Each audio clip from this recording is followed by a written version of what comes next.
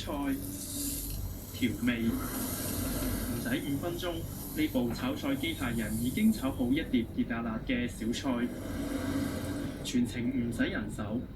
負責研發嘅陳冠華話：炒菜機械人炒出嚟嘅品質比真人廚師更加穩定。有些廚師是確實喜歡賽馬，他賽馬那一天會心不在焉，他會引起就菜品的出品的不穩。有一次就是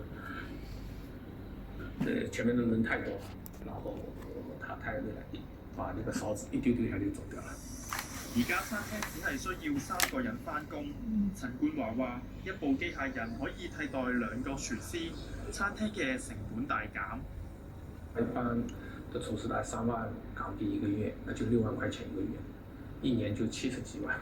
我覺得未來應該是機器人取代絕大部分的廚師。AI 人工智能同